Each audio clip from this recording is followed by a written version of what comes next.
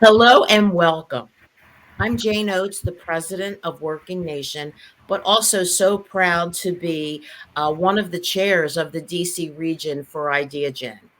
And today I am particularly excited to invite you to join in a conversation with Walter Simmons. Walter is the president and CEO of Employ PG, and I'm going to ask him to tell you a little bit more about his journey and certainly a little bit more about Employ Prince George's County. Thanks, Jane, and thank you for the invitation. On behalf of Employed Prince George's, it's an honor to join you in Idea Gen. Employed Prince George's is a 501c3 nonprofit that I founded in 2018 after about a decade in workforce development.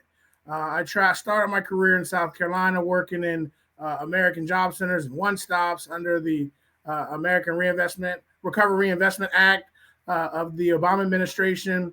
Went on to go to the White House Summit on Working Families, which really changed my life because it allowed me to see all of the different workforce development entities and people that provided workforce development related services that might not have been included in the traditional public workforce system. So I left there empowered, invigorated, and just moved to Washington, D.C., where I became a WIO and Wagner Price operations manager when WIO started in the District of Columbia. And then in 2016, became a local workforce development director, probably one of the youngest in the country at 28. But it was the perfect time because WIO was new, I was new to the role, and it really laid a foundation to build a workforce system that could meet the true needs of businesses and job seekers. And in 2018, that turned into founding Employed Prince George's, and today we are a 80 plus person nonprofit that serves multiple roles in the public workforce system and manages the Prince George's County workforce system that serves about 30,000 businesses and job seekers per year. Wow. And, I should tell the people that are watching, Walter, that I've been privileged and honored to know you since the beginning of your career. And you have just, in every job you've had, made such a difference. You're such a natural leader, such a talent. So thank you, before I forget to say that, for all that you've done and all that you continue to do. Now I want you to educate the viewers a little bit on Prince George County, Maryland, if you would. Sure. Prince George's County, we border DC on three sides. We're 500 square miles with probably close to 950,000 people, about a million people in 500 square miles on the suburbs, forming the suburbs of DC. But we also border Northern Virginia. We're home to National Harbor, a prominent vacation tourist destination. MLB winter meetings, CPAC has been held there. It's also home to MGM for those that want to try their luck. Jane, anytime you want to come on over. But also the University of Maryland and FedEx Field, home to the Washington football team. So this is a very unique area with a large population of government officials, elected officials, federal workers, employees, contractors, that make a really diverse economy and diverse population, also known as one of the most wealthy majority African American county in the United States. Yeah, and you mentioned some of your big employers. You have really been challenged with some of them getting them talent. You mentioned some government contractors and the MGM casino, but talk a little bit about how you've been working, first of all, with those large employers. I'm going to dig in a little deeper on other employers, but first let's talk about those large employers. Well, Jane, we experienced a crazy time because of COVID, right? On March 16th, or prior to March 16th, 2020, in December, our unemployment dropped down to 3.2%. We probably hovered normally around 3.5%. So basically no unemployment by definition being less than 4%. March 16th, we shut down. By August, we saw our unemployment rate at 10.9%. We were shut down due to closures from March 16th, 2020 through July 6th. So what we've been doing recently, last year, our workforce system had to change. When your largest employers like MGM and Marriott, Gaylord shut down, we had to help with layoffs. We had to help them lay their staff off, identify resources, file for unemployment, and provide a safety net for our community, but did it in tandem with our employers so that their employees knew that though their employer was laying them off, they cared. That really relationship building led to us as we reopened for all those employers to come back and say, Walter, we need your help. We know that we're experiencing, kind of the great resignation that I kind of call the great awakening. So recruitment's been a little more difficult. There's been a lot of non-traditional hiring and onboarding. We're doing virtual job fairs. So we've really been working with our large employers to get their name within, get that huge name, but ensure that name is infiltrating the every crack of the local community that it normally might not penetrate because of how our market and how our world has changed during COVID-19. And then, obviously, as you say, hotels and all the transportation and leisure, all that has been very slow in coming back and uncertain. But you have a lot of small employers who, and has their experience been the same or different? Our small employers have really struggled, right? As we changed, as the world changed and the market changed.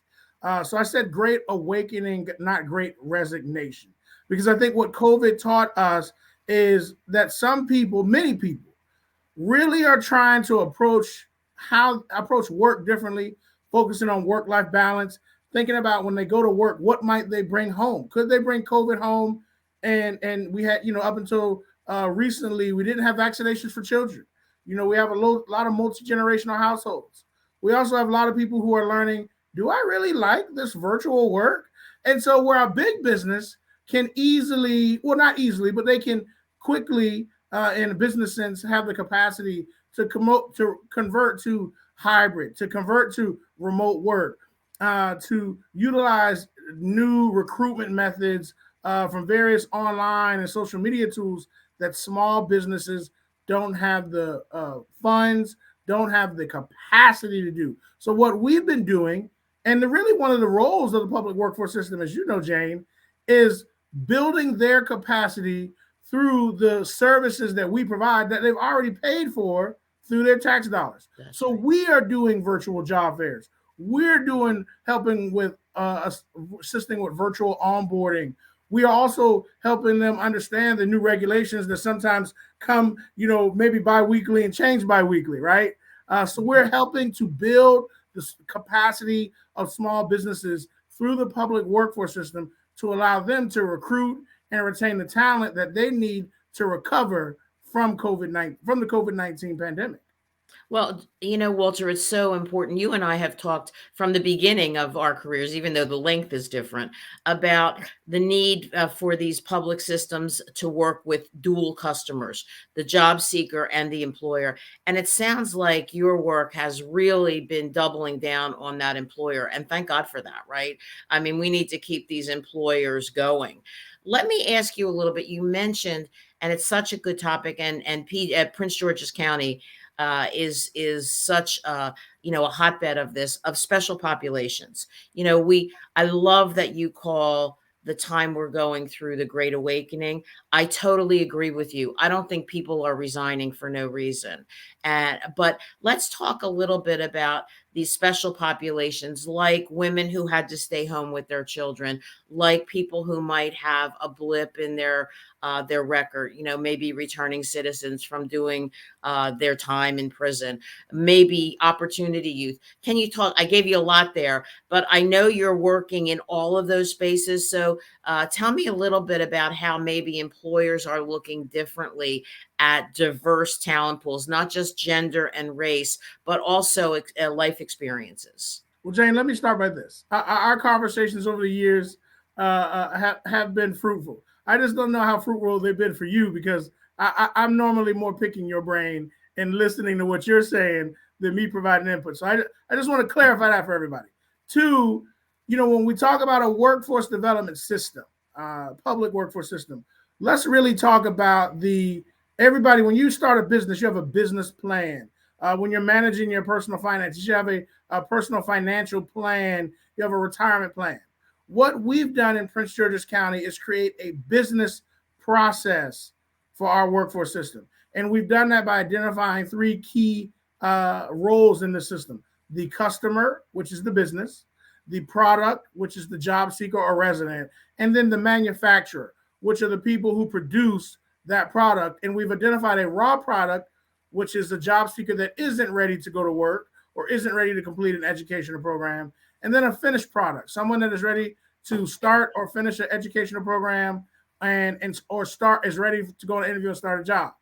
So when you look at that product, again, you're talking about might have what we call encore experienced workers. That's one of our programs that are 55 and older.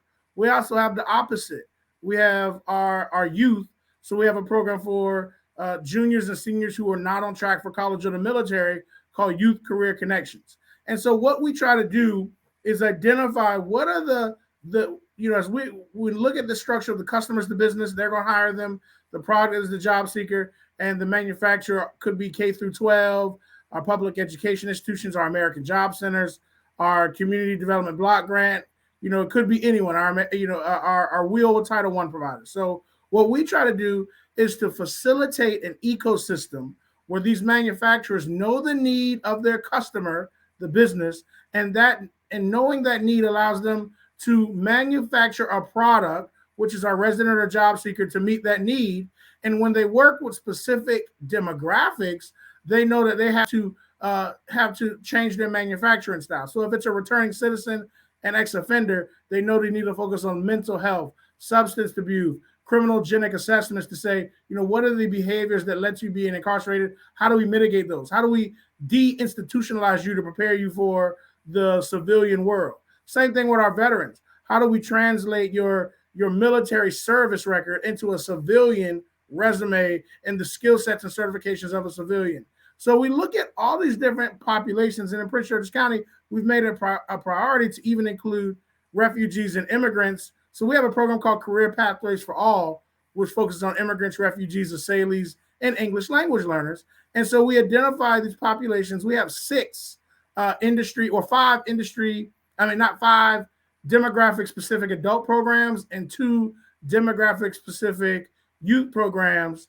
And those programs provide specific services for the demographic or priority population they're serving, with the ending goal of molding each job seeker to have the skill sets, qualifications, and credentials that the customer, the business, wants and needs for their business to be successful. And that's what we're targeting. And I would say, lastly, Jane, we've really learned from working with people across the country. As you know, I travel across the country. The last 3 months of 2021, I probably was somewhere every other week, from Florida to Iowa to California to Chicago. And what we've done at Employer Prince George's is say, hey, people saying, hey, can you show us how to do it? So we started the Center for Workforce Excellence International, where we're taking our nationally recognized subject matter experts and current practitioners, and they are going into communities and working with local governments and local workforce boards to teach them about how to create their own business process, to teach them to identify their own workforce development stakeholders, and to teach them how to build their local community network. And the members of that network will help them create their business model, identify their priority populations, identify the needs of their customers, the business, and to create workforce systems across this country that produce skilled and qualified residents and connect those residents to businesses in need, with the ending goal to grow local economies across this country so that everybody can have their piece of what we call the American pie. So that's what we've been focused on and have really been successful in. And that's what America needs right now. We need every single resident to be able to access and have equitable access to the skills, services, and jobs for them to be successful. Our youth depend on it, Jane. I know you know that. Absolutely. And you know what, Walter, if we really are all committed to a complete economic recovery that's inclusive, we've got to get that information out to everywhere. I'd love you to tell a story or two about where you've been, because I know you've been to some places that don't have the richness of diversity that PG County has. You're right. And so let's talk about it. Let's talk about the 21st century workforce, which is what we need. The first thing we've done, I'll say locally, we started something that hasn't really been seen before. We started we changed our public workforce system into a membership network called the Prince George's County American Job Center Community Network. And people can find out more by visiting www.pgcajc.com. And really, what we did is identify every entity that should be involved in our workforce system and allowed them to join in various capacities. And we now have a workforce system of over 80 partners.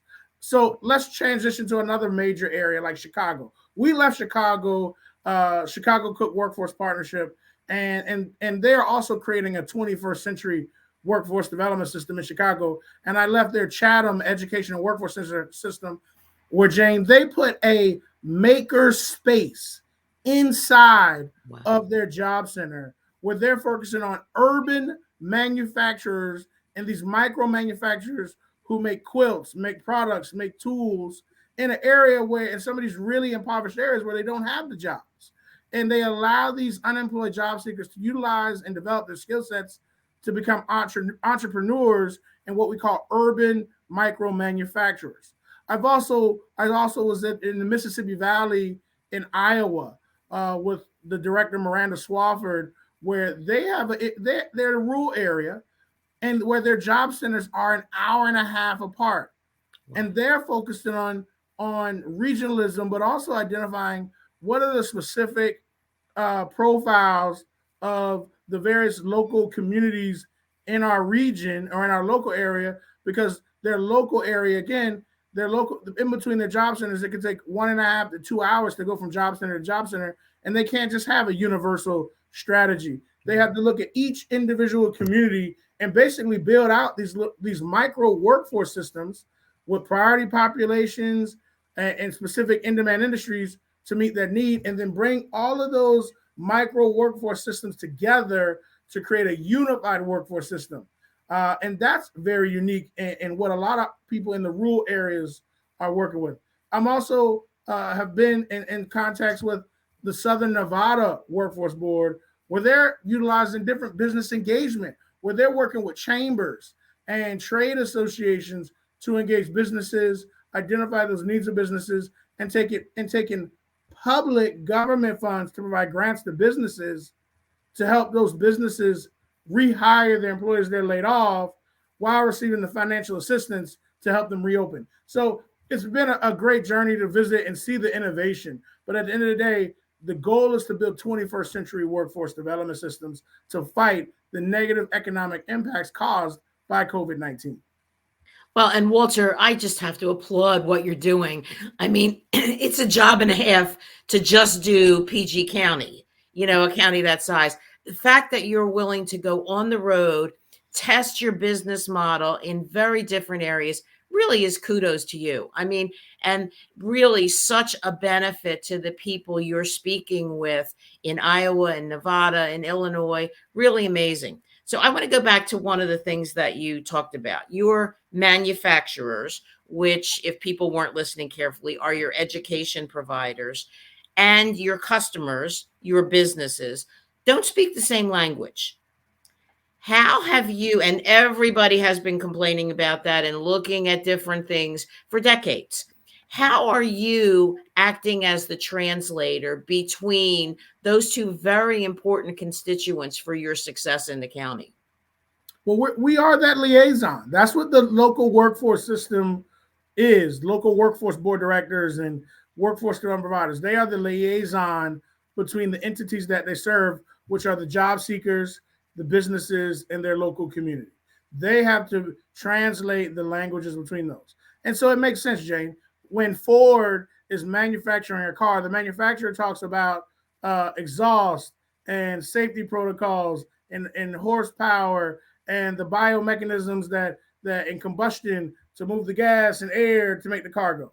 But when that crossover SUV hits the dealership, uh, the family wants to know how many of my kids can I fit in this vehicle. Uh, How many miles do I get per gallon? They're not looking at combustion and all that. And that's the same thing here. And that's why a lot of times when I talk with business, I don't talk about grants and the Workforce Innovation Opportunity Act and policy and compliance and all these acronyms. I talk to them and say, hey, I keep it simple. What are your needs? What are your struggles to meet those needs? And what are the things that you just absolutely need right now? And then what is your long term plan? From that point, we create a business assessment that allows us to identify, how our system, maybe not Employ Prince George's, but one of the 80 members can help that business. At the same time, we're meeting our job seekers where they are. Through the pandemic, Jane, unfortunately, we had people call us about a job, and in that conversation, they broke down and started crying because they showed up to work one day and they were no longer employed after 15, 20, 7 years of work, and it was at no fault of their own. And immediately they don't know how to pay their mortgage. The child has a birthday next month. And so they broke down crying. I can't talk to them about, are you career ready? And let's look at your resume. I'm going to meet them where they are. So one of the things that we did is we put a life coach inside of our American Job Center to help people process this life-changing experience and to actually allow them to compartmentalize the areas that were leading to this emotional stress, start working on those issues, connecting some to mental health providers so that they were actually ready to talk about their resume and to talk about where they can look for a job on Indeed or State Labor Exchange. And what we've done through those two sides, right? And those two different languages is we translated them and then put them in a room together, a virtual room, a physical room, or kind of a room in general from the sense of just connecting people. And we've translated their individual languages so that they have a common language that meets the greater good. And really, that's what we've been doing from day one. And that means that our workforce system, Jane, as you know, I really believe that COVID made our workforce system go from Blockbuster to Redbox to Amazon Prime and Disney Plus all within 15 months. But it was needed, Jane. You and I know innovation was needed. The world had changed around the workforce system, and the workforce system hadn't changed. And COVID made it happen. And that's why I just believe in the resilience of America, because as I'm going across the country and seeing these local workforce boards, I'm seeing change and I'm seeing impact that is helping our businesses reopen and helping our job seekers get back to work. Walter, you're amazing. You've made so many, you always make me a believer, but I think you've made so many other viewers a believer. Thank you for spending this time. Make sure it's not the last. Let's do this again. And thanks. We'll have information up that says where you can get in touch with Walter if you want to speak with him directly. Walter, I can't thank you enough. It was fabulous. Thank you. I did, Jen. Thank you for having me. I'm looking forward to connecting with everyone as we work to make America the nation that we know it can be, and we beat back COVID-19. We can do it. Amen. Thank you.